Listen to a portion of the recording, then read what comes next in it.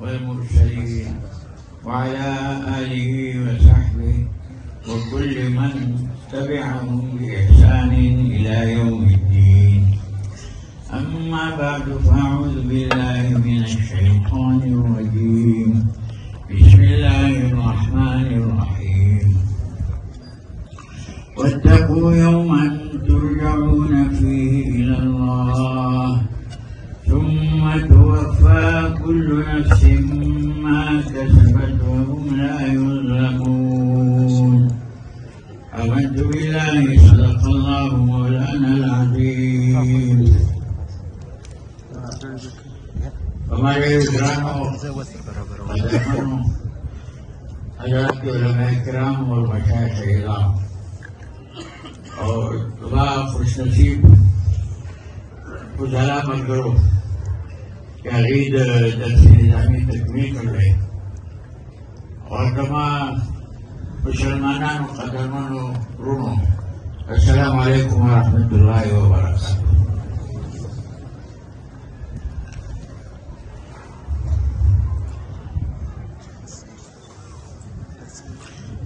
Yaitu nama saya di Abdullah Kiram atau Fadil Kiram Zurana Mubarak itu dia lapas dari sektor proyektil agar talimi safar cari suruh kerja. Anak takriban 14 kali masih agar safar alhamdulillah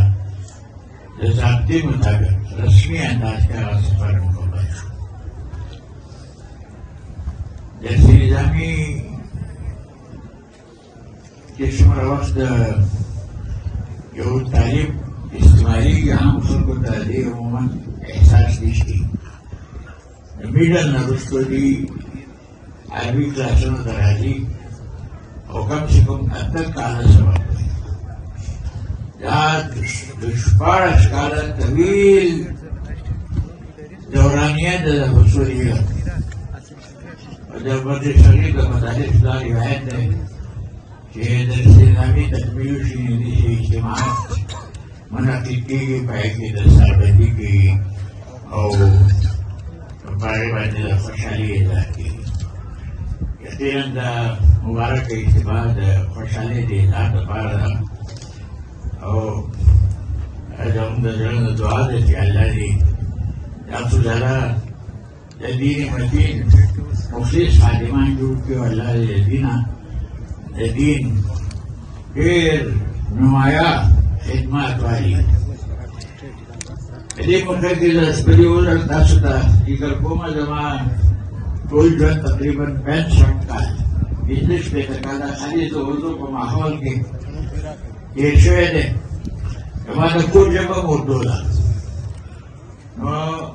और पुख्तों के माता तखातुम लग भाई की मुश्किलात थी लेकिन चलते हरी माता हिदायत कर लेते उर्दू में निजात दर कसाने कोई पुख्तों बने यो खुदा मायूस रहते ये पुख्तों अगर इर्तिजाला खबर जमाल पारा उम्मन बस्ती बल्ला खबर है कि सासों पुख्तों जमुंगा अलाक़ाई पुख्तों की ज़बरदस्त साथ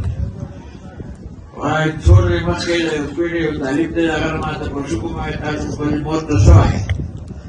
उम्र तो दादा हो और मैं ब्लड सो है वो उम्र तो काका हो मिजाज माल वाला ताकि खबर है कि लगे कि दादा यो मुज़क्कर नोटे दादा निकट रहेगी और काका खर्च त्यार यानी खलक दर्द है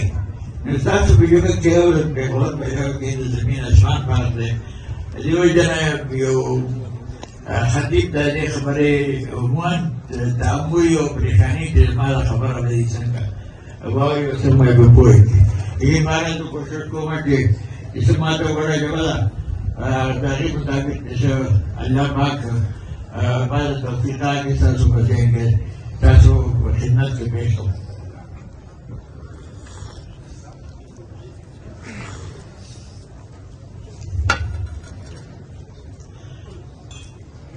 कुरान करीम की कुमायत बात ताज़ो मस के पेश को अदा इंसानी जिंदगी मुख्तलिफ मदारी के बारे में یو د انساني زندګي مرحله هغه ده چې دنیا ته علامې راغلي نو خلک خوشحالي اظهار کوي انشاءالله یو ماشوم را روان دی بیا چې راشي نو هغه د الله پاک صرف دوه هنرونه ورکړي اعطا کل شی خلقه ثم هدى یو هنر دا چې هغه ژاړي وکا او د خپل ژړا نه خپل مور پلار ته د خپل ذهني کیفیت ته اطلاع ورکړي چې زه وږی یم جوع دی یا زه خېټه مې درد دی زه مبتلا یم مور بیا فکرمنده شي پلار فکرمنده شي د هغې مدعا وکړي دا ژړا د هغه لپاره د هغې هنر دی الله پاک دا هنر هغه ته پیدایش نه فوراً وروسته ښودلی تاسو تصور کړئ یو مشر سړی چې ژاړي خلک متوجه شي چې پته نشته دلته څه صدمه رسېدله او په څه پریشاني کې دی او ماشوم چې ونه ژاړي نو دا د خبرې علامت دی چې هغه بیماره دی هغه د خپل احساسات اظهار نه شي کولی دا ژړا نه کول د ماشوم لپاره یو مرض دی یو عیب دی قابل فکر خبره ده او د مشر سړي لپاره دا ژړا چې دا د یو صدمې د یو سانحې د یو غم او د یو هنر علامت دی یو خو دا هنر الله پاک هغه ته ورکړي بل دا هنر چې هغه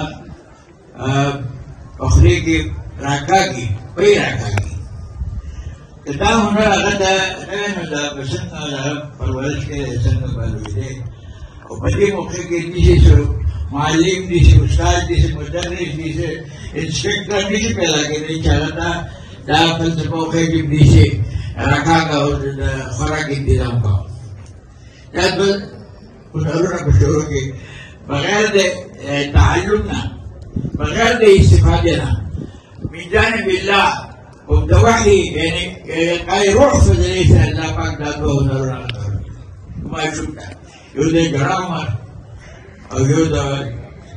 راښکودو هنر په خولې کې د چوشاولو هنر دا یې نه وروسته هغه لکه چې د یو کال یا د یو دوه کاله شي نو د هغه دنیا بدله شي په دې لږو پیسو باندې هغه دا غواړي چې دا زما ټول کائنات که څوک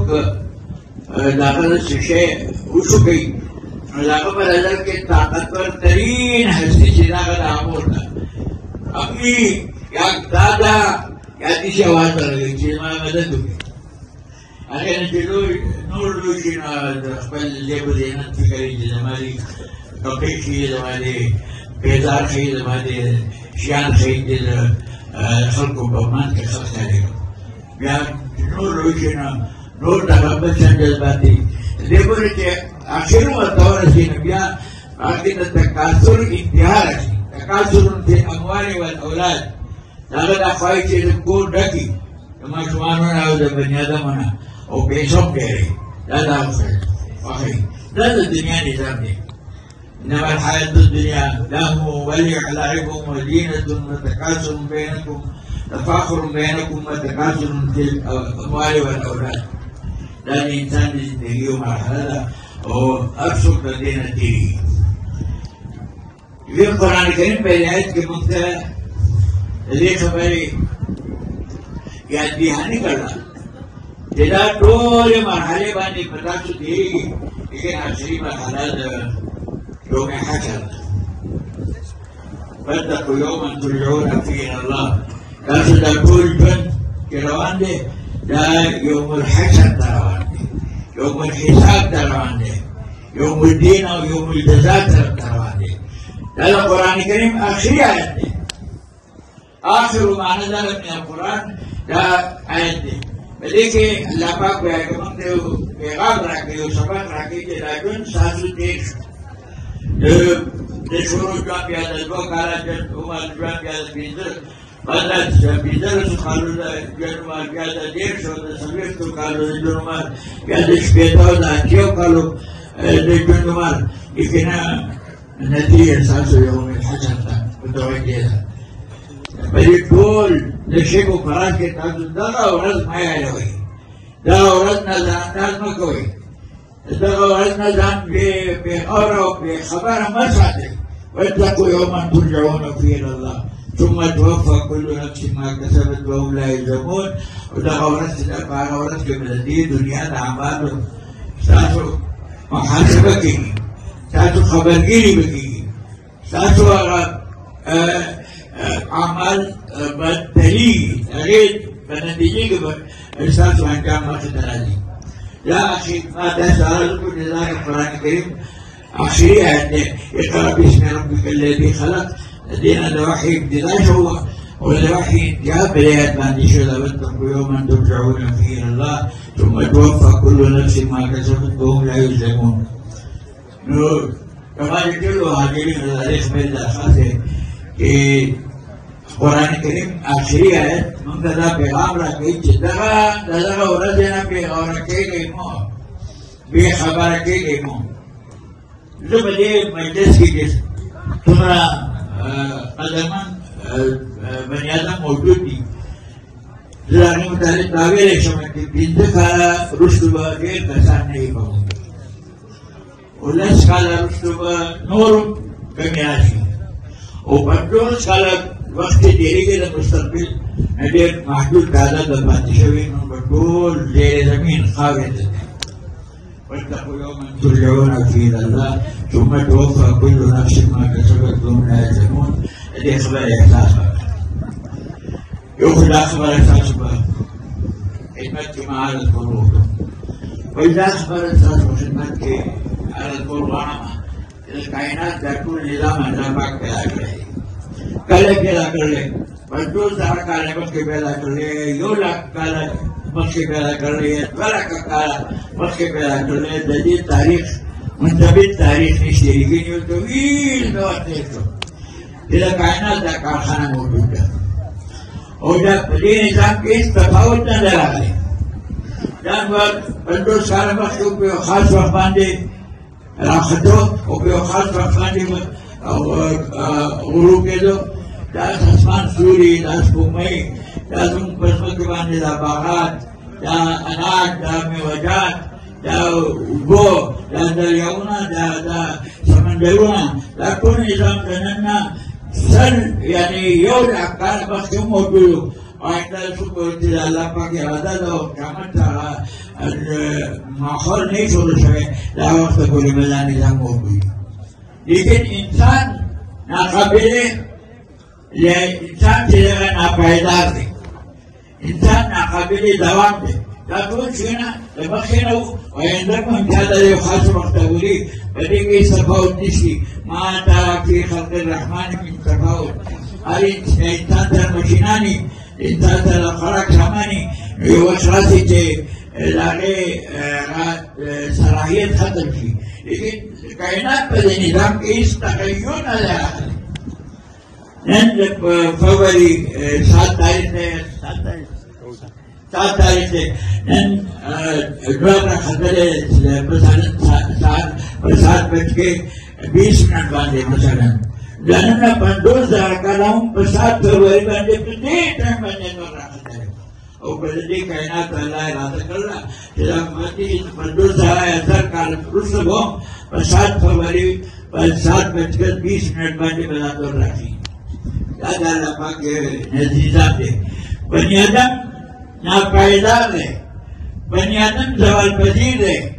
بني آدم د قبر په قطار کې رغېدل دی. لیکن دا کائنات په دې نظام کې هېڅ تغیر نه دی. دا سورج دا نور راخیږي او بیا غروب کېږي، دا سپوږمۍ راخیږي او بیا غروب کېږي، دا ستوري ځلېږي او بیا تیارې ته راشي، دا ورځ راشي او بیا ختم شي او شپه راشي او شپه راشي بیا ختم شي. دا د الله پاک نظام دی. دا موسمونه دي، کله یخي، کله ګرمي، بهاري، خزاني. دا موسمونه په دې دنیا کې روان دي. دا ځمکه زمونږ سونه پیدا کوي، سره پیدا کوي. هر قسمه خوراک د دې ځمکې نه موږ ته حاصلېږي، هر قسمه مشروبات د دې ځمکې نه موږ ته حاصلېږي، هر قسمه پوشاک، لباس، د زیب الزینت سامان د دې ځمکې نه موږ ته حاصلېږي. دا ټول کائنات الله پاک د انسان په خدمت کې لګولي. سخر لکم ما فی السماوات وما فی الارض. یا الله پاک د ځمکې او د اسمان دا ټول مشینان دا ټولې کارخانې الله پاک د انسان دپاره استعمالوي د انسان په خدمت کې لګولي سخر لکم تاسو په خدمت کې لګولي دا ټول نظام د دې مطلب دا شو چې د انسان مخدوم الخلایق دی جانورون د انسان د ښېګړې دپاره دی د فایدې دپاره دی دا شپه او د ورځ د انسان د ښېګړې د فایدې دپاره دی دا اوبه او دا خوراک دا پوشاک دا هم د انسان د فایدې او د ښېګړې دپاره دی دا ټول شیونه د انسان د بقا لپاره د انسان د خوشحالۍ لپاره د انسان د زیب الزینت لپاره د انسان د بهتر ژوند لپاره دا ټول شیان الله پاک پیدا کړي دي او دا انسان دا مخلوق الخلایق دی دا د ټولو کائناتو یو بادشاه دی نو سوال دا پیدا کېږي چې د انسان د څه لپاره پیدا شوی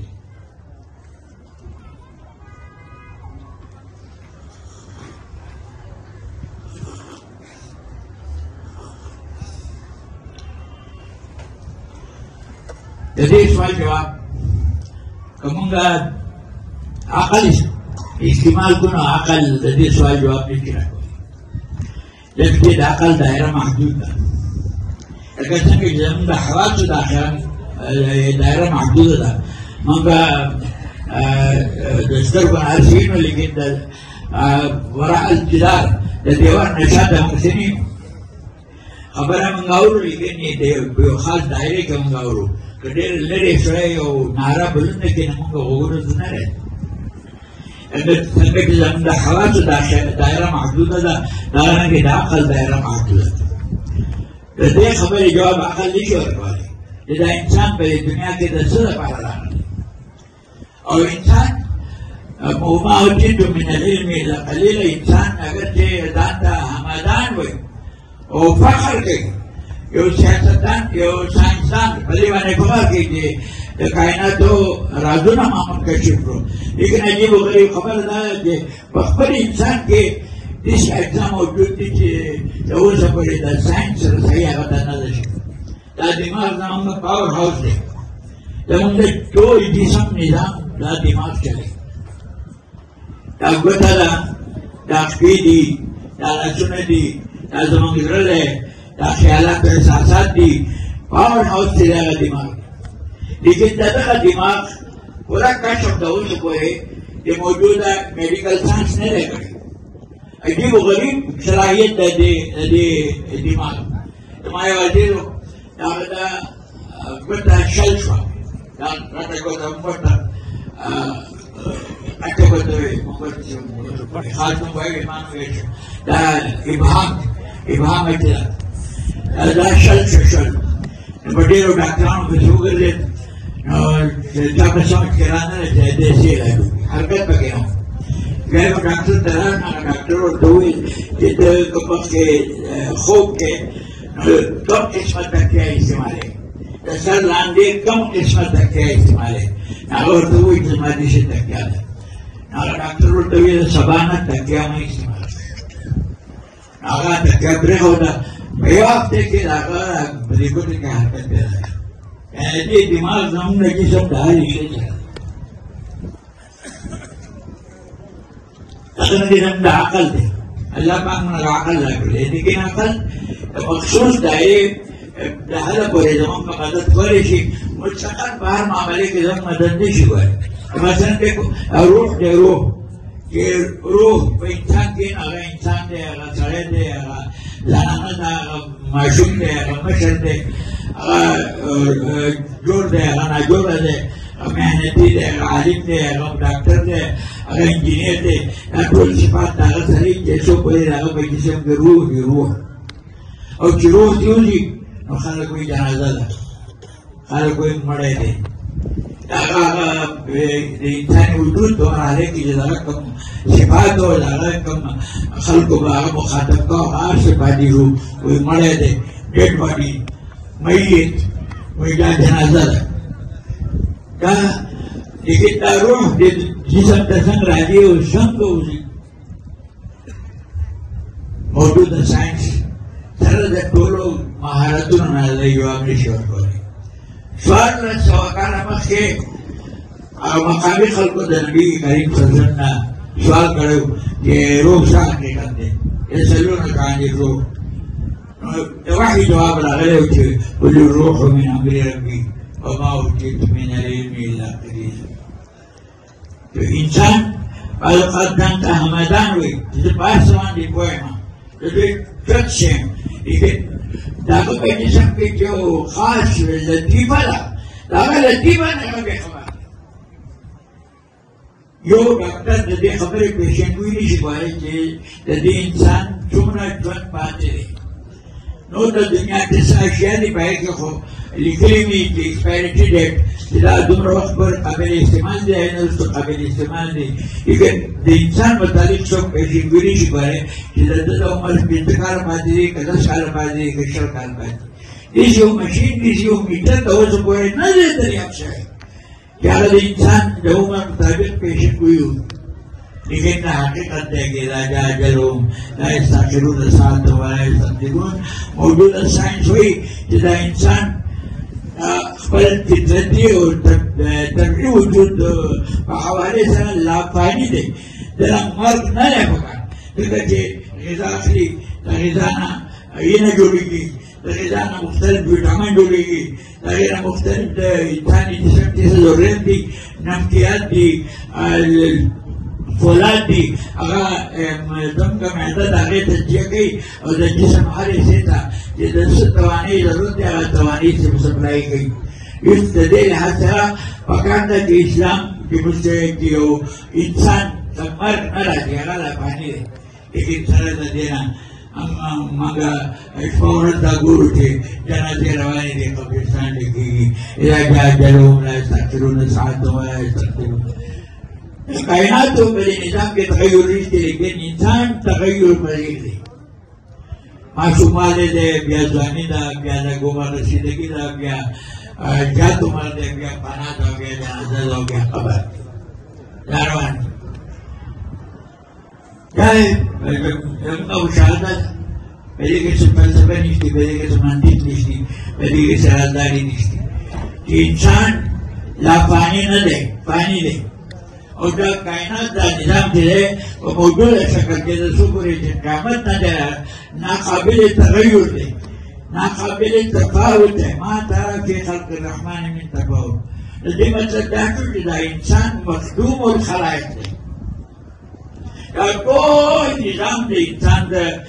بقا دپاره د هغه د راحت دپاره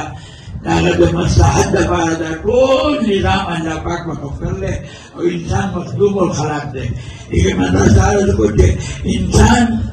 د څه لپاره راغلی که عقل استعمال کړي نه هغه عقل د دې مثبت جواب نشي ورکولی نو خالق کائنات د دې جواب ورکړی چې لکه کوم عرب چې دا کائنات دا کارخانه پیدا کړله هغه د دې جواب ورکړی چې ما خلقت الجن والانس الا لیعبدون چې دا بني آدم او دا جنات ما د خپل بندګۍ لپاره د خپل اطاعت لپاره د خپل انقیاد لپاره د خپل استسلام لپاره پیدا کړي ما خلقت الجن والانس الا لیعبدون دا ناپایدار شخصیت دی دا سوال پذیر فرد دی لیکن څومره چې د ژوند دی په دې ژوند کې دی مکلف دی د الله د طرفه چې هغه د الله د بندګۍ طریقې اختیار کړي او د الله د بندګۍ په طریقو باندې ودرېږي نو هغه بندګۍ طریقې څه دي هغه کومه طریقه ده چې په هغې الله پاک خوشحالېږي هغه کوم نظام دی کوم دستور دی کوم طریقه اسلوبي زندګي دی چې د هغې د وجې نه انسان د الله منشق ورشي نو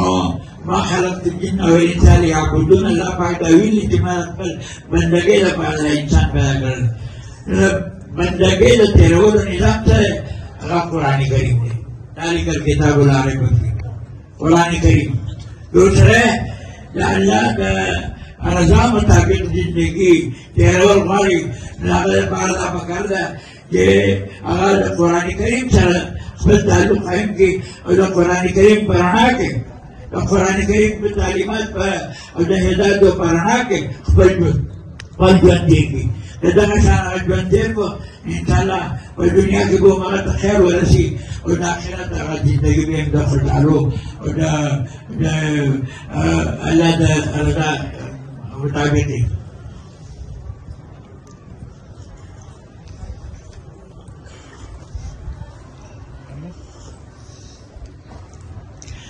نو الله پاک موږ په دې امتحان کې نه وي اچولي چې تاسو په خپله سوچ کوئ او د الله مرضي معلومه کوئ او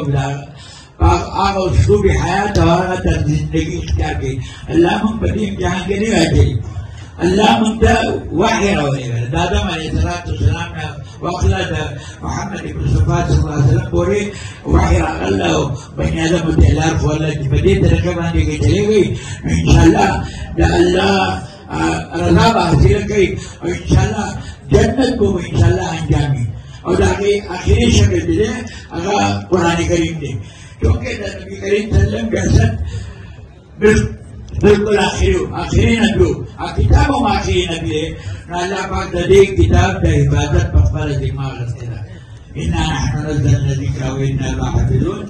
ستاسو مقصد زندگی د الله بندگی دی، د الله اطاعت دی، د الله فرمان برداري ده او د هغې نظام د قرآن کریم په شکل کې دی او د دې نظام لپاره موږ انتظام کوو چې موږ د دې حفاظت ذمه یو. ما خلقت الجن والانس الا ليعبدون. چنانچه د نبي کریم صلی الله علیه وسلم د بعثت نه واخله د اوسه پورې الحمدلله قرآن کریم محفوظ دی.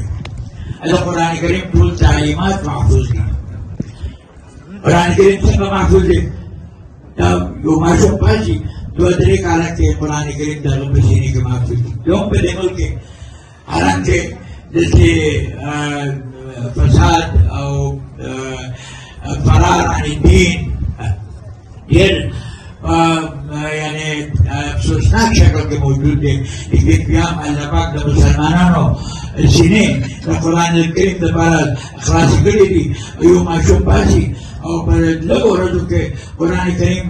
یاد کړي، حالانکه دومره غټ کتاب چې مادري زبان هم نه دی یادول اسان کار نه دی. تاسو یو ماشوم ته یو بل کتاب ورکړئ چې هغه حفظ کړي، اول خو هغه امکان نشته چې حفظ یې وکړي او که حفظ یې کړو نو هغه به دماغي طور سره صحتمند پاتې نه شي بلکې معوق به شي، ذهني مریض به جوړ شي. قرآن کریم دا خاصیت دی زموږ په دې ملک کې په دې افسوسناک دور کې تقریبا 1,20,000 یا تقریبا 1.5 لاکھ افراد ماشومان هر کال حافظان جوړېږي چې باید تقریبا 100,000 زنانه دي ماشومان دي چې هغه حافظان جوړېږي. دا د انا نحن نزلنا الذکر وانا له لحافظون دا عملي مظاهره ده چې دا انسان ما پیدا کړی د خپل بندګي لپاره پیدا کړی او د دې بندګي دستور څه دی، د هغې رای عمل څه ده او قرآن کریم دی او د قرآن کریم د حفاظت ذمه هم الله پاک اخیستې ده. په دې مجلس کې ماشاءالله ډېر حفاظ موجود دي او په دې ملک کې پلکاو موجود دي. هر کال د 1 لاک نه زیات ماشومان حافظان جوړېږي. دا د الله پاک یو نظام دی چې انسان دپاره څه بهانه نه وي چې هغه سبا د محشر په میدان کې الله ته دا عذر نه شي کولی چې ما ته پته نه وه چې ستا د مرضۍ ستا د اطاعت او ستا د استسلام لار کومه لار ده. دا عذر د محشر په میدان کې هېڅوک نه شي کولی ځکه چې قرآن کریم دستوري زندګي ضابطه حیات هغه موجود دی، هر ځای کې موجود ده او د قیامته پورې الله پاک د هغې ذمه اخیستې ده. قیامته پورې به دا موجود وي انشاءالله. دا قرآن کریم چې دی دا ضابطه زندګي ده، دا دستوري حیات دی. په دې قرآن کریم کې د زندګي تمام مسائل موجود دي. قرآن کریم متن دی او حدیث نبویه د هغې شرح ده. د دې متن او شرح نه بیا علماو په اسانۍ سره یعنې موضوعات مدون کړي دي. مثلا درې غټ غټ علوم خبرې زمونږ د اهل علم اجنبي نه دي، لیکن چونکې د بهر مسلمانان وروڼه هم په دې حلقې کې موجود دي، نو بعض اوقات هغوی دا خیال دي چې په دې مدرسو کې پته نشته څه ویلی کېږي، څه ختمونه ویلی کېږي، څه وظایف کېږي، څه پته نشته کتابونه عام خلق د مدرسو د کارګزارۍ نه او د هغې د عملیت نه ناخبره دي. دې وجې زه لږ شانې د دې تعارف غواړم چې په دې مدرسو کې څه ویلی کېږي. نو ما تاسو ته عرض وکړو چې قرآن او سنت د هغې نه موضوعاتي ترتیب سره زمونږ علماء سلف فنون مرتب کړي. درې مرکزي علوم دي. یو علم دی علم الکلام، یو علم دی علم التصوف، او یو علم دی علم الفقه. دا د قرآن او سنت نه ماخوذ دي. موضوعاتي سبجیکټ وایز موضوعاتي ترتیب سره علماو د قرآن او سنت نه دا په عنواناتو تاسې دا درې علوم انتخاب کړي. تصوف دا مطلب دی چې زمونږ قرآن و سنت لکه څنګه چې زموږ د ظاهري جسم لپاره احکام مقرر کړي دي، لمونځ ده، روژه ده، زکات دی، حج دی، دغرانګې زموږ د باطن لپاره د قرآن و سنت احکام دي. یو زړه هغه دی چې په هغې کې رحمدلي ده، خیرخواهي ده، فکر آخرت دی، د الله او د الله د رسول د محبت نه زړه معمول دی. یو زړه هغه دی خاکساري، تواضع، مسکنت، یو زړه هغه دی. دا د زړه فضایل دي. د دې نه زړه آراسته کول دا فرض دی، دا واجب دی، دا مسلمان لپاره. یو د زړه احساسات هغه دي چې مثلا په زړه کې حسد دی، د چا لپاره بدخواهي ده، بغض دی، دشمني ده، د دنیا هیڅ هوس دی، د آخرت نه بې فکري ده، د الله او د رسول د محبت نه بېزاري ده. په زړه کې دا جذبات هم دي. دا جذبات دا بدترین ګناه کبیره دي. او څنګه چې د خنزیر غوښه خوراک حرام دي، داسې حسد، بغض، کینه، بدخواهي دا هم حرام دي. نو تصوف دی، تصوف د مقصود علاماتو نام نه دی. تصوف د دې مطلب دا دی چې تزکیه باطن، اصلاح نفس، چې خپل زړه د فضایلو نه آراسته کړه او د رذایلو نه پاک صاف کړه، مجله او مصقع کړه. دا علم الکلام دی. او په دې کې د الله د وحدانیت، د آخرت مثبت او منفي ډېر بحثونه دي. یو پوره کتابخانه د علم الکلام د کتابونو نه ډکه ده. پر علم التصوف جمع تاسو ووایي چې هغه د تزکیې باطن او د اصلاح اخلاق لپاره ده. بل علم الفقه دی. علم الفقه کې تقریبا 2 مضامین دي. هغه ذاتي هم دي او معاشرتي هم دي. دا سوشل نالج دی، کوم چې د قانون لار ده، د عدالتونو لار ده، مختلف د بني ادم په منځ کې تنازعات دي، جرایم دي. د دې ټولو نظام د دې ټولو لپاره یو نظام په اسلام کې موجود دی او په علم الفقه کې هغه مدون شوی دی. په علم الفقه کې یو حصه د عباداتو، نماز، روزه، حج، زکات. یو حصہ ده په علم الفقه کې د معاشرتي معاملاتو، هغې ته چې احوال شخصیه وایي، پرسنل افیار، نکاح، طلاق، وراثت، نفقات، دا د شخصي احکام. په عدالتونو کې چې کوم نظام تېرېږي، هلته هم د دې شخصي احکام لپاره یو عدم موجود دی، لیکن هغه د انسانو د بني ادمو جوړ کړی قانون دی. هغه د الله پاک جوړ کړی قانون نه دی. د هغې د وجې نه د هغې مثبت نتایج نه راوځي. اسلام چونکې یو مکمل دستور حیات دی، نو په اسلام کې دغه پرسنل افیر، شخصي احکام موجود دي. چنانچه زموږ په فقه کې دا ټول ابواب موجود دي. رضاعت دی، په هغې کې میراث دی، په هغې کې نفقات دي، په هغې کې نکاح او طلاق دي. دا ټول شخصي احکام دي. انسان په یو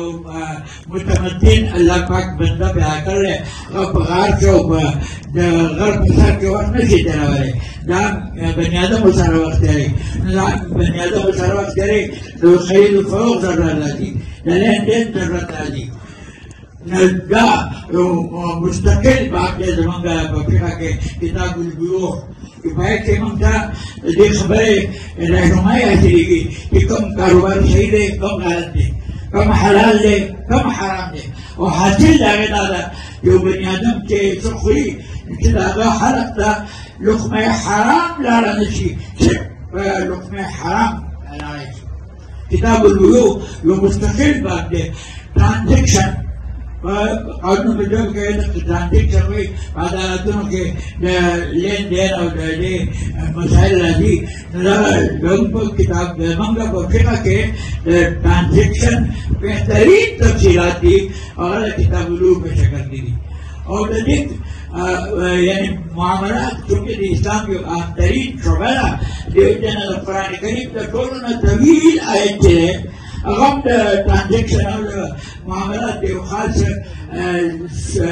سخت متعلق دی وإذا تداینتم بدین إلی أجل فاکتبوه دومره غټه آیت دی چې د ټولې صفحې دی په قرآن کریم کې دومره بل اوږد آیت نشته دا د ترانزیکشن متعلق دی د بیوع متعلق دی نه په فقه کې ما تاسو ته عرض وکړو چې عبادات دي عبادات سره طهارت دی بیا احوال شخصیه دي بیا بیوع دي ترانزیکشن بیا جرم و سزا کتاب الجنایات کرمنل افیار عدالتونو کې چې بني ادم آپس یو ځای سره بل سره وشي نو بعض اوقات هغه د هغه نه جرم وشي هغه د هغې جرم لپاره عدالتي نظام دی کوم جرایم چې دي هغې د فوجداري معاملات وایي فوجداري کرمینل لا او کوم چې د لین دین معاملات دي هغې ته دیواني معاملات وایي سیول لا زموږ په دین کې په فقه کې د کرایم د جنایاتو یو وسیع باب دی چې په انسانانو کې آپس کې څه جرایم راځي نه کوم جرم څنګه او د هغې سزا څه ده او سیول معاملات کتاب الدعاوی والخصومات وفقه کې عام عنوان دی الدعاوی والخصومات دا دیواني معاملات دي دا سیول معاملات دي دې ځان عدالتي نظام دی دارنګه زموږ په فقه کې پروسیډر هم دی د حالاتونو کې یو نظام دی چې د شخص سوسیال پکار دي عدالت څنګه پکار دی یعنی چې کوم متخاصم خلک دی هغې به عدالت ته څنګه راځي قاضي به څنګه فیصله کوي دا دې ته پروسیډر وایي په موجوده قانون کې دا پروسیډر زموږ په فقه په کتابونو کې دی کتاب ادب القاضي دا ټول دي دارنګه په موجوده معاشره کې هر ریاست کې هر حکومت کې یو قانوني چارې ته وایي کانسټیټیوشنل لا یعنی دستور او قانون دا دستور او قانون زموږ په فقه کتابونو کې شته کتاب تقلید نسب و عدل کے احکام د امیر انعقاد د خلیفه انعقاد د امام انعقاد دا بسنګ کې دا یو دستوري مسله ده زموږ پاکستان په هند کې دا تفصیلات موجود دي د مغربي قانون په تناظر کې لیکن زموږ په فقه کې هم دا تفصیلات موجود دي چې عزل نسب بسنګ امام بسنګ منتخب کېږي د مختلف علاقو ذمه داران عاملین شهاد دا بسنګ منتخب کېږي د هغې یعنې وظیفه زندګي به صحیح د هغې به ذمه داري صحیح په کوم دایرې کې به کار کوي دا هم زموږ په فقه کې دي زموږ په فقه کې انټرنیشنل لا دي عالمي حالاتو مطابق چې د ریاست لپاره یو قانون پکار دی کتاب السیر کتاب المحاربین کتاب الجهاد دا کتاب السیر خاص طور سره په دې کې د بین الاقوامي خلکو سره د نورو قومونو سره د نورو ملکونو سره د یو مسلمان ملک په څه درجه لري دا ټول تفصیلات زموږ په فقه کې دي نو فقه چې دا تنها د عباداتو نه عبارت نه دی د عباداتو حساب که تاسو غور د عباداتو حصہ کې تاسو د هغې هغې باندې غور وکړئ د عباداتو حصہ صرف 20% ده 80% حصہ د زندګي د نورو معاملاتو سره متعلق ده او موږ ته الله پاک دا ویلي چې یا ایها الذین آمنوا فی السلم کافة اے مسلمانانو په مکمل اسلام کې داخل شئ نو مکمل مسلمان هغه دی چې دا عقیده هم صحیح دا عبادات هم صحیح دا معاملات هم صحیح دا معاشرت هم صحیح دا ټول کارونه د الله د نظام مطابق دي دا نظام کم دی کې دی دا نظام په قرآن کریم کې دی دا نظام په احادیث نبویه کې دی الله پاک دا نظام زموږ لپاره منتخب کړی او د دې نظام د حفاظت الله پاک وعده کړله دا مدرسې د دې نظام د حفاظت یو عملي شکل دی دلته استادان دي دلته طالبان دي هغه قرآن کریم وایي هغه حدیث نبوي وایي او د ټول د الله پاک د نظام نه ځان باخبر کوي او د درس نامې مقصد څه دی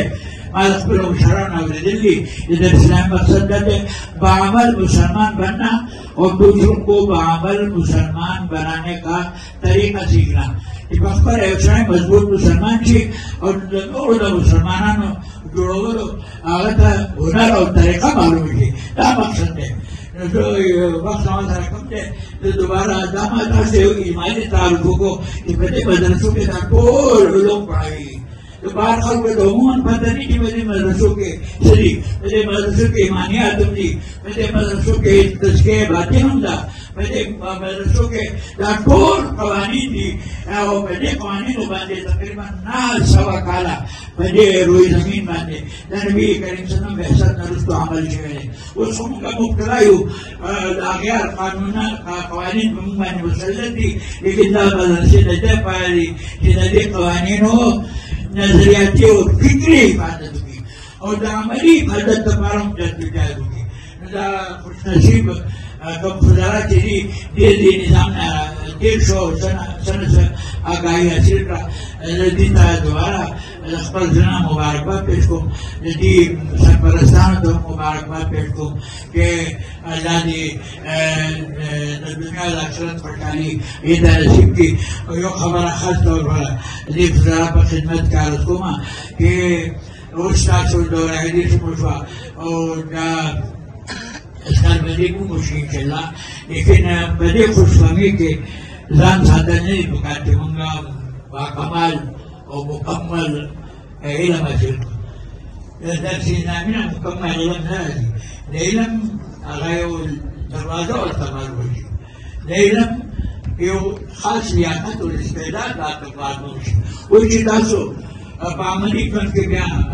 पक्षी दरवान से इंशाल्लाह सासु बेरन को गुफ्तगी पैदा की सासु बेरन को कमाल पैदा की और अहम खबर बड़ा तासक और वाला के उस तासु माशरे तरीक और दी माशरे इस्लाम कोई तासु नस्बर है मकसद हयात दे ينذر قومهم إذا رجعوا إليه يتفقهوا في الدين وينذر قومهم إذا رجعوا او دې دولت د احساس لپاره مونږه د دې خبرې استفاده وکړو زموږ د ملک آبادی 22 کروڑه د 0 کروڑ نه زیاته او دا پاکستان نه ټول مدرسې دي دا ټول مدرسې جمع شي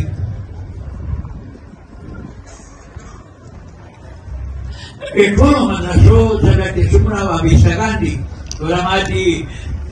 طلبا دي ملتزمین دي معاورین دي دا ټول شمار کې تاسو د 40-50 लाख نه زیات نه دي او آبادی د ملک 20-22 کروڑ ده یہ مطلب دا ہے کہ تاسو د مجموعی آبادی په نسبت سره 2% دي 98% دو کم 100% خلق د دین د لارې نه لري और नूमे मुसलमान थे लेकिन हकीकी इस्लाम पाएगी नहीं दावस जमदा दे मदारिस वालों का बड़ी बड़ा जितना 98% दसान वालों से बाकी दीन तरवाली ताशो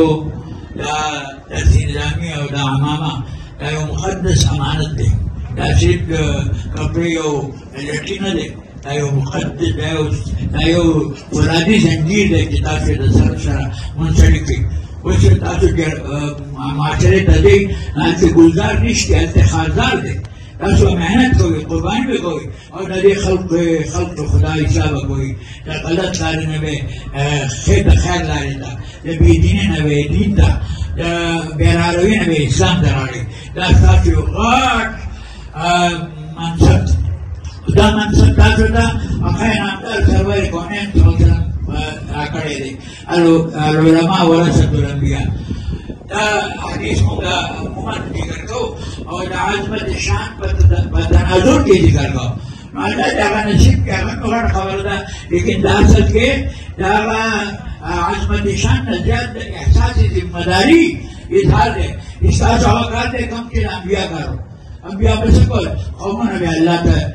نږدې کول، قومونه به مسلمانان جوړول. اوس دا وظیفه چې د انبیاو ده، دا د اهل مدارس په غاړه باندې ده. نو په کار ده چې تاسو کورونو ته لاړ شئ چې